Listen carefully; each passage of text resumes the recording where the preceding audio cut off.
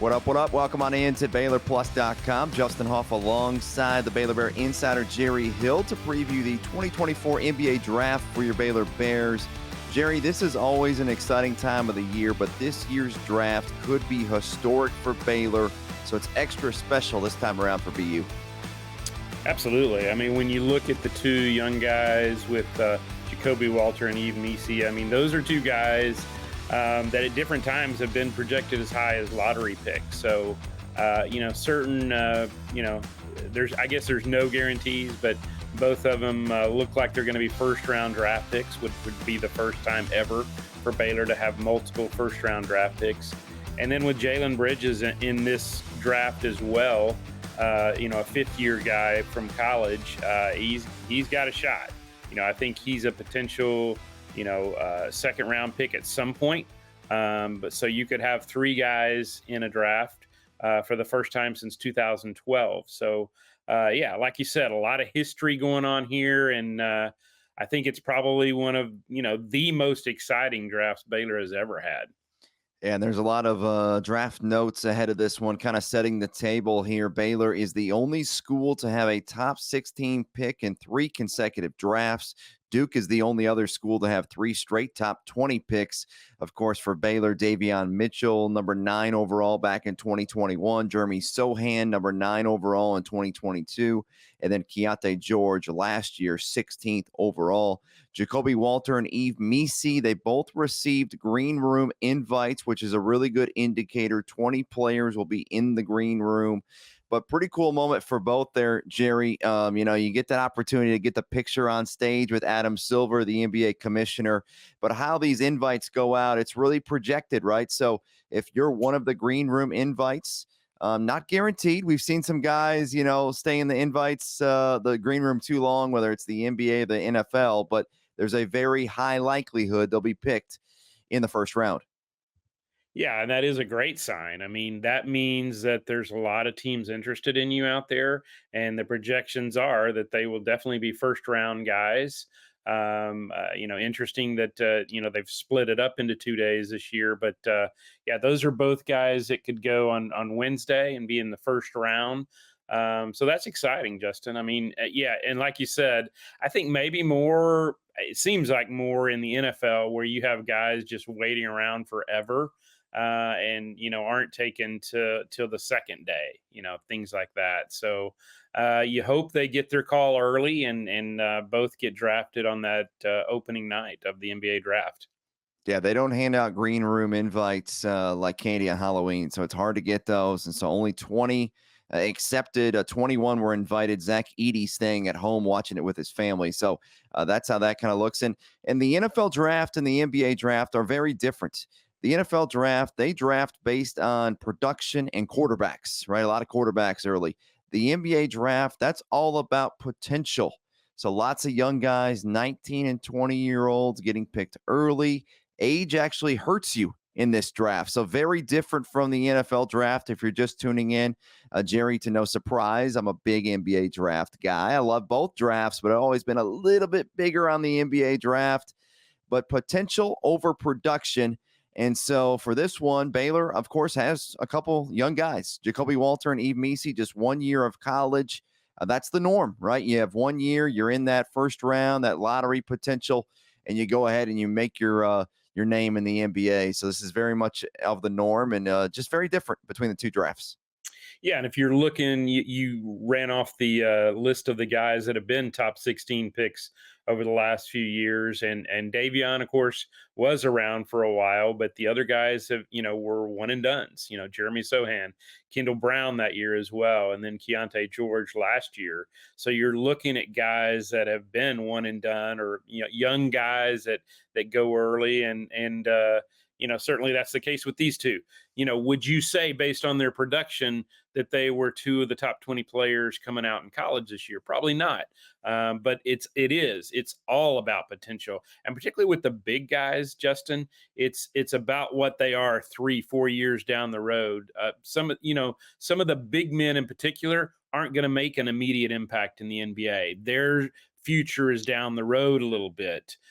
Jacoby more likely could be an impact type guy, or at least a guy coming off the bench in his rookie year. But yeah, that's what they're looking at. They're not looking just at production, not just at what you're going to get out of their rookie year, out of this first year. They're looking, what can this guy be down the road? And, I think in both of those guys, they see guys that could be, really good NBA players. In the case of Yves, he's only been playing basketball for a few years. So it's amazing that he's to this point.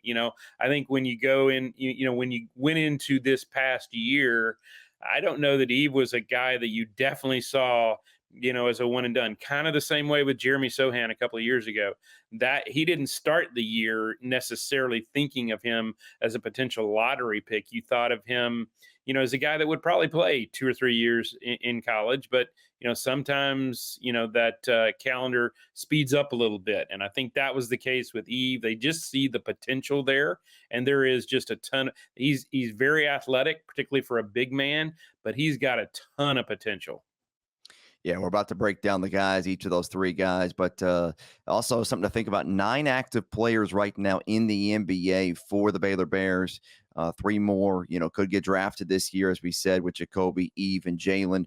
Baylor is just one of 15 schools with 9 or more active players in the NBA. Baylor has never had double-digit 10-plus players in the league at one time, so very likely to happen next year. And as Jerry said, Baylor has never had multiple first-round draft picks. We think that happens this year. And the last time Baylor had 3 players drafted in the same draft was 2012, 12 years ago. So it could be a big night. Quincy Miller, Perry Jones III, and Quincy Acey back in 2012. And yeah, as Jerry said, it's a 2-night draft. It's the 78th edition of the NBA's annual draft, and unique that the first round will be on June 26th on Wednesday at the Barclays Center in Brooklyn. The second round will be on June 27th at ESPN Seaport District Studios in Manhattan. There's going to be 58 picks this year. Some tampering by a couple teams and knocked down the picks. Usually it's 60, but 58 picks this year. And yeah, it's going to be a lot of fun, and looking forward to that. Wednesday night, the coverage starts. First round, ABC, ESPN, 7 o'clock Central. And then Thursday, second round on ESPN at 3 p.m. Central. All right, let's get to the guys here. Jacoby Walter. So 6'5", 200 pounds. He's 19 years old. He turns 20 in September. Draft range over the last 6 months has really, Jerry, anywhere from 5 to 25, right? A wide gap, a lot of in the teens right now. If you look at a lot of the mock drafts, he's that prototypical 2 guard in the NBA. The scouts, the draft experts, their breakdown are really, when you look at Jacoby, picture perfect shooting stroke. I know he did not get help from Jerry Hill on this, but when you think about his form to the release to the rotation of the basketball, it's elite. It's really high end. That's hard to teach.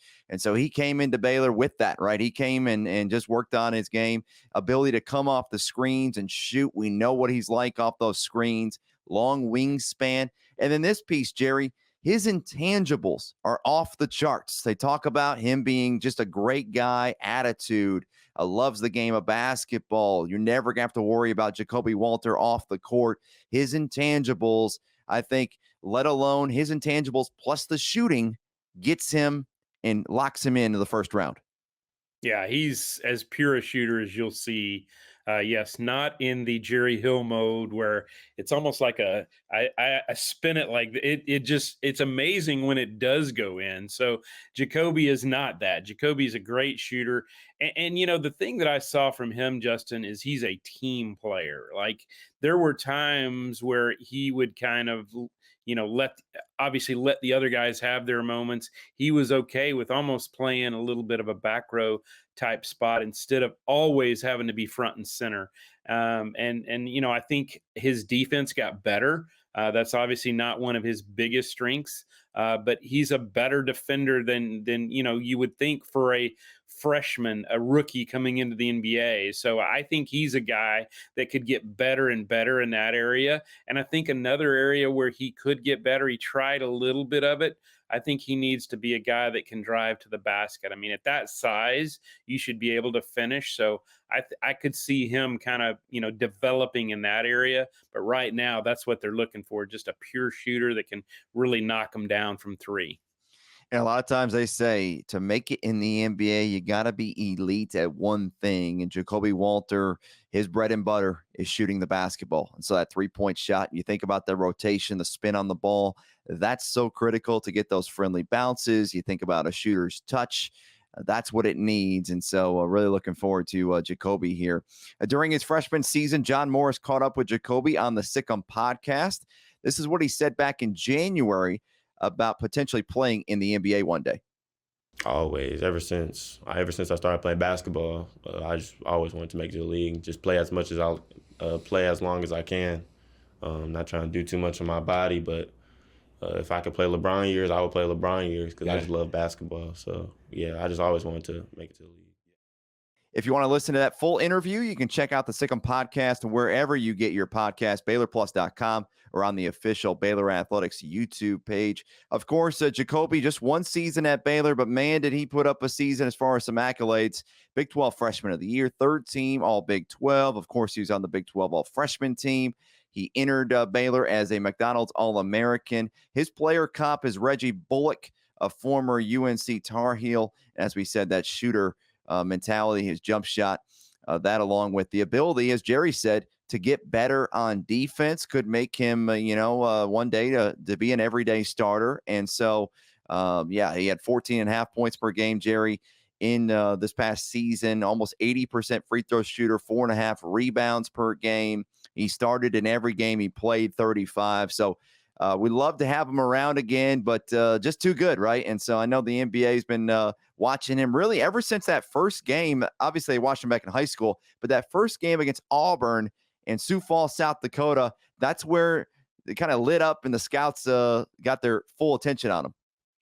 Yeah, right from the start, and he's a guy that kind of similar to Keontae that had just a ton of hype coming in. Again, we weren't sure about Yves in terms of one and done. Jacoby, it was just kind of a foregone conclusion. He was gonna be a guy that was only gonna be here 1 year, but like you said, he made the most of that 1 year. He led the team in scoring. I thought he put together a phenomenal year. There weren't a whole lot of up and down with Jacoby. A lot of, his game was very consistent. Every once in a while, like you were talking about with the game against Auburn, he would really pop. But I thought one of his strengths, what he was there every night. And some nights, maybe when his shooting wasn't off, he would kind of, contribute in other ways. Like I said, became a better defender, became, a little bit of a distributor, that kind of thing. So he found other ways to contribute, even on nights where maybe his shot wasn't on like it usually is. So I think he's a guy that, he's definitely NBA ready, I would say. But he can definitely get a lot better as well. Of course, all these players can get stronger. At 6'5", 195, 200 pounds, he can continue to get stronger and mature into a professional basketball player. But, of course, McKinney, Texas native, he finished up his high school ball at Link Academy in Branson, Missouri. And just a guy that I know Baylor is really excited about, and that's the key piece. We'll talk about that at the end, but it's not the last you're going to see at Jacoby Walter, right? You're going to see him at games. You're going to see him around for Vet Week. He'll be around the area, checking out the new practice facility and checking out the Foster Pavilion. So you're going to see him many years to come, but obviously we're going to see him in the bright lights of the NBA. All right, switching gears now. I should say too, before we move on from Jacoby there. So here's one mock draft I really like. Jonathan Gavoni, the ESPN draft analyst, one of the experts out there. He's tremendous. He 14th. He's got Jacoby going to Portland. So I like that number of 14 to be great. Obviously, that's the very end of the lottery. The lottery is 1 through 14. Would love to see that number. Really, any number. We want him as high as possible, but would love to see him go top 16 so we can keep that streak alive and go 4 straight season with a top 16 pick. But 14 to Portland, Jerry, how do you like the sound of that? I do. I like it a lot. I was thinking, watching the NBA Finals, wrap up last week. Man, being a Mavs guy myself, I would love to see him there. But like you said, you want him to go as high as he possibly can. And, he could always wind up in Dallas, the way guys move around and stuff. So, but yeah, I see him as a guy, like I said, that can could contribute right off the bat. I think he's a guy that, can at least be a, kind of a spark off the bench, that kind of thing his first year. So that's Jacoby Walter, his breakdown. All right, let's move on to the big man, Yves Missi, a native of Cameroon, of course, born in Belgium, a 7 foot, 230 pounds. He just turned 20 back in May. His draft range has been a range between 10 and 30, a lot right now, from 18 to about 27, somewhere in there is kind of the hot spot. And when you think about Yves, this guy, rim roller, shot blocker, terrific lob threat. Some of the scouts, the draft experts have said he tries to dunk it on every possession. I like the sound of that, Jerry. That's good for human highlight reels, but he's definitely going to do that in the NBA. Yeah, and you think about, again, I go back to the Mavs again. They got so good at Luka and Kyrie, lobbing to the big guys, and man, that's what he does. Man, if you can get it to him anywhere, there were a few of them, Justin, where I thought they had overthrown him, but he's able to go up there with that athleticism. He's able to go up there and finish. He's a very strong finisher. Like, once he gets there, you're probably not going to stop him because, he's really good at just flushing it. So, yeah, I think he's got a chance to be an impact guy in the NBA. Yeah, scouts have kind of said he's a pogo stick at 7 foot tall and just so athletic. He's got that wingspan and just his ability to apply new basketball skills. We saw that during the course of the season. He's only played basketball, organized basketball, for 4 years. And so we saw, I think that's the piece. I think in the first round, as we go back up to the top of our conversation, potential. And Yves Missi is just all kinds of potential for him. And so I think it's really the fit. How he develops these next couple years is going to be really exciting to watch. But Jerry, this is an individual who's taken new skills, has applied them, and from October to where he is today, man, is he so much better. And oh, by the way, at the combine, I don't know if you saw this, Jerry, he was hitting 3-pointers consistently. He did not take any 3-point attempts this past season, but he's showing some range at the combine in Chicago last month. Yeah, and that tells me he's probably been watching a lot of NBA because it seems like today's NBA is one where, everybody shoots the three. It's not just, your guards or even your wings, forwards. It's everybody. So I think that's a great thing for him to add. Like you said, I think in the NBA, you look for a guy to be elite in one thing, and I certainly think he is elite. Shot blocker, elite dunker, those kind of things. But, he can be more of a well-rounded guy. And I tell you, in his time here, I think what sets him apart and kind of what got him to this point is his attitude. He's just got a great attitude. He comes to work. He wants to get better, and he did during this year. Like you said, coming in, he had played 3 years of basketball. And I think that's why maybe he wasn't on those early mock drafts before the season started, because you didn't know what you had there. But, as you got into the season and you saw this guy actually play, you were like, you saw the potential. You also saw some production. He averaged double digits points. So, he's a guy that did have some production. But I think, like you talked about, I think what the NBA scouts see is the potential. Man, he could be eventually so good because he's strong. He's big. He's athletic. I mean, there's a lot of things going for Yves Missi. Yeah, his player comp is Clint Capella. We've heard Fran Fraschilla say that on the broadcast. I think he can be better, though, than Clint. Clint doesn't shoot from the outside. And I think the piece here is Yves is a quick learner, Jerry. And I don't care what profession you're in. If you can learn quickly and apply that, that can be great. And I think one piece, some of the scouts, areas of needed improvement, more game experience, obviously being new to basketball, strength like anybody. You could say that for all the players, really. And then free throw shooting. So I know he did not get off to a good start, but the last, month, 2 months of the season, I know some fans will think about that Houston game, but, without some of his plays, we're not in that moment. But he really improved at the free throw line, and his stroke is not the same as Jacoby's, but man, it shows that he can shoot. And so if he can pull that range out to the 3-point line, become a more consistent free throw shooter, once again, that's more points for him, Jerry, and that's more opportunity for him to grow. And so, Just really excited about that. A couple of those Mavs guys you talked about, Daniel Gafford, Derek Lively, some of the lob threats. He can be that kind of guy for a guy like Luka or whatever point guard that's out there in the country. So I just think you cannot say enough about his ability to improve. And we saw that with his free throw shooting throughout the season.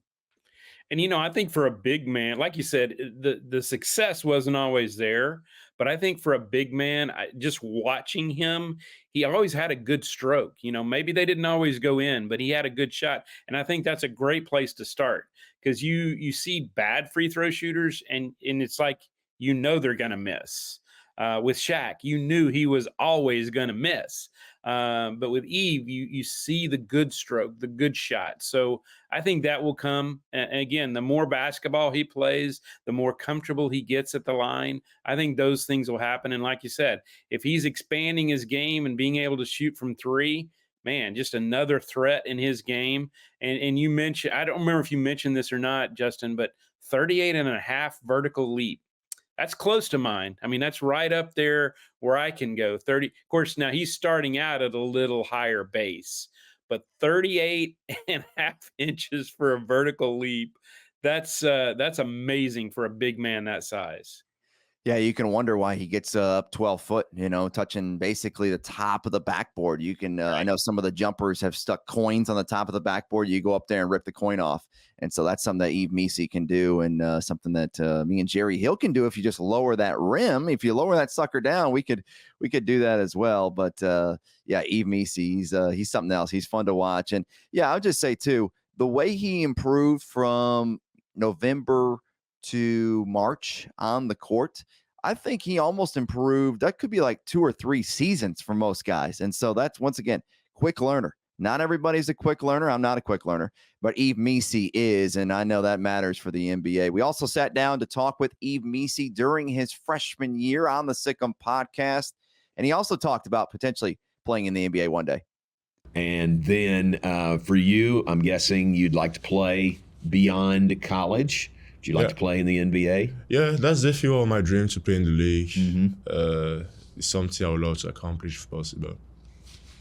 If you want to listen to that full interview, you can check out the Sick'em podcast wherever you get your podcast, BaylorPlus.com, or on the Baylor Athletics official YouTube page. And so you think about Yves, we talked about his vertical, his 7'2" wingspan. Top 10 vertical, by the way, at the Combine for a center over the last 20 years at the NBA Combine when he tested. So really, really good numbers. He, of course, played in 34 games this past season, started in 32, 10.7 points per game, 5.6 rebounds per game, a block and a half per game, shot over 60% from the field. And ESPN's latest mock draft has him going 21 to New Orleans. And that's the spot, kind of that late teens into the 20s where you see Yves Missi. And so we'll love to get him in the top 20 to have 2 guys. Can be greedy here, Jerry, and try to go for 2 guys. But love that number 21. That's a solid spot in the first round.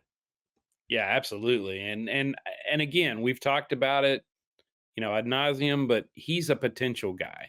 He's got skills. You've seen that, but man, the potential is just through the roof. I think this is a guy that we're going to look at 4 or 5 years down the road, and potentially an NBA All-Star, and a guy that could really dominate inside.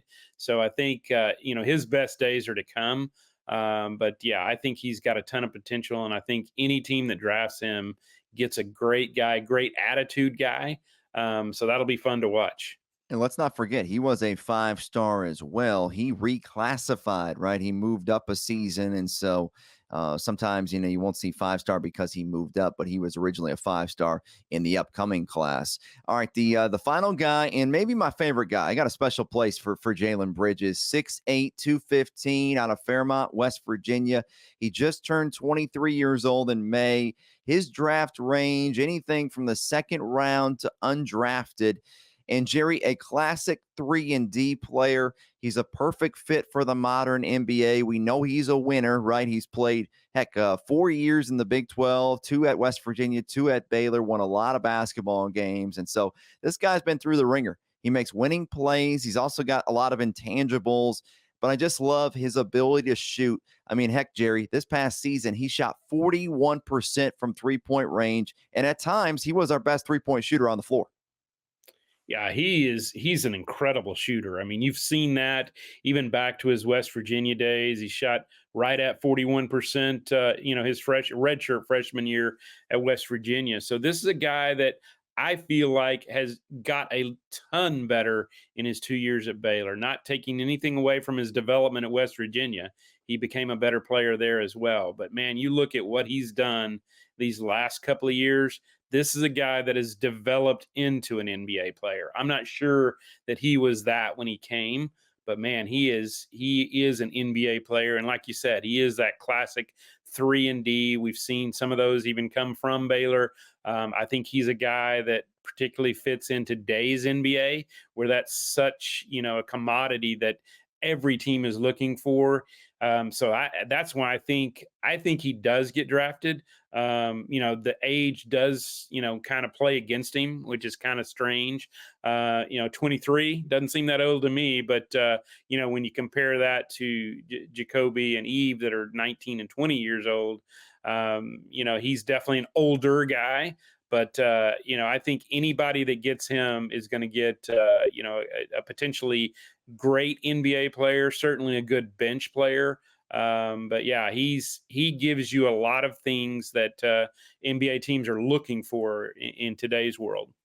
Of course, we've talked about it. Shooting the three is so important in the NBA. They play a lot of 5 out, particularly if you're not the 5 man, if you're not 7 foot, you've got to be able to shoot the basketball. And you can look at, once again, the Mavs. You can look at some of these teams, the Celtics, the teams that had success. They're 4 and 3 man. They have got to be able to shoot the basketball. And if you can shoot, 35 to upper 30 percentage wise, he's going to get open looks. It's just a matter of knocking it down in that long line a little bit deeper in the NBA. And so really looking forward to watching Jalen progress. Also, a team defender plus wingspan guy. He's long. I think another piece, too, he's got a high basketball IQ. He just makes a lot of basketball plays, and not everybody has a high basketball IQ, but you can see it out there. This guy, sees plays before they happen, sees things develop, and I think that's really going to help him as he moves forward. You think about his career, a 37% three-point shooter in college. He played in 130 career games in college, and the player comp for him, I kind of threw this out there, but he's got a little bit of Royce O'Neal, Taurean Prince. I'm not saying he's exactly like both, but maybe if you mix the two together, you get someone like Jalen Bridges. And heck, Royce O'Neal and Taurean Prince, Jerry, they've become NBA vets. I mean, these are guys that have played 6, 7, 8 years now in the league. And you look at, kind of how much money they've made. I mean, they're going to end up making 40, 50, 60 million dollars before it's all said and done. So I'm sure Jalen Bridges would say, sign me up for that. Absolutely. And I think your comparisons are good. I think he's maybe a little bit stronger. Now, Torian's pretty strong. I will say that. And Royce, for his size, is strong. But I think Jalen might be a little stronger, maybe can handle a little bit more on the defensive end. But yeah, I think he's a guy that has a lot of game. And like you said, his basketball IQ is so high. He's had, like you said, he's played 130 games. He's made 121 starts. I mean, that's a guy with a lot of experience. We talked about Yves having 1 year on the college level, 4 years of basketball. Jalen's had that in college. He's had 5 years in college. So this is a guy that's ready. I think given the chance, he can not only make a team, he can be a contributor. Yeah, when you think about those two, special shout out to Royce and Torian. Those two, we're not the program where we are without guys like that, and they've just continued to have success in the NBA and two different pathways too. You think Taurean Prince, he was a first-round draft pick, 12th overall. He's 30 years old now. Seems like he just played here yesterday. He's played 502 games in the NBA, and so currently with the LA Lakers. You think about Royce O'Neal, took a different path. Undrafted, had to go overseas, then came back to the U.S. and made his way into the NBA with the Utah Jazz. And he's played in 525 games. And for Royce, once again, a winner. Every season he's played, Jerry, he's played in the playoffs. So, I mean, this is a guy that just whatever team Royce O'Neal's on, they make it to the playoffs. But both these guys, Royce and Torian, have started games over their career and have also been key pieces off that bench. And you need to have a bench, right? You just can't play 5 guys. And so you think about, 8, 9 deep, and Jalen Bridges could be a guy that's a 7, 8, 9 guy that comes off the bench, gets you 10 points, 5 rebounds, hit some threes, and play some good defense. And so I think Jalen, as we said, he's tailor-made for this NBA today, and really looking forward to him getting drafted, even if he doesn't get drafted. Royce O'Neal has shown you can go undrafted, you can make your way in the NBA, but I think he's just too good not to get selected in the second round.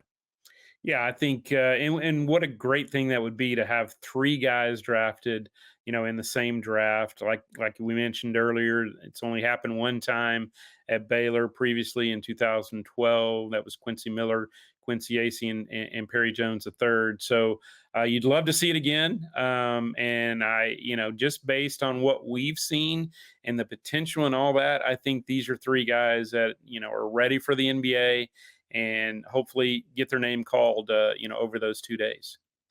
Yeah. All right. As we finish up here, Jerry, I know this much. When you're watching drafts and you see guys that that you've covered or been around, obviously it's a really nerve-wracking day for those guys, right? You're in the green room, or you're at home with your family and friends, and you want to get picked. You don't want to be, stuck around and have a bunch of people looking at you like, what's wrong? But it's just a very anxious and nerve-wracking day. I don't have many fingernails to begin with, but I get nervous for these guys on these days and just really excited to see their name called. I know it's great to see them in a Baylor uniform, but there's something special about going to that next level. We talk about it all the time. I mean, 99% of the athletes that play collegiate sports will not play in the pros. But here at Baylor, we're a big-time program, and we got a lot of athletes that will play in the pros. And when you talk about men's basketball, there's a bunch, right? 9 actively in the NBA, several overseas playing professional ball. But I get nervous, and this is an exciting day.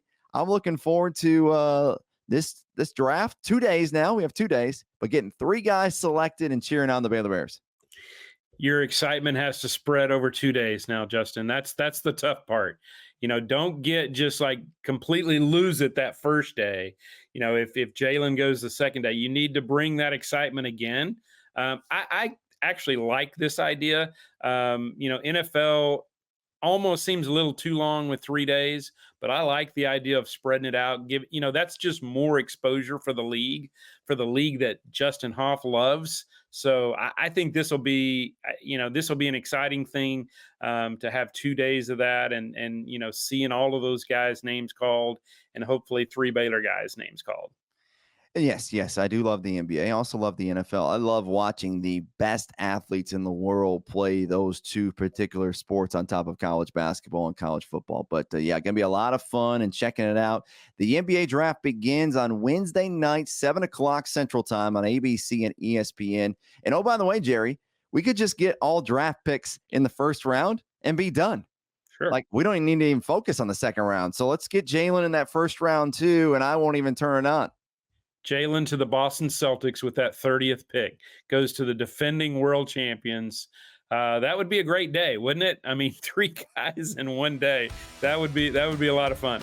Never say never. It's possible. It promises to be a special event for your Baylor Bears. For Jerry Hill, I'm Justin Hoff. Thanks again for checking us out, and Sick Bears.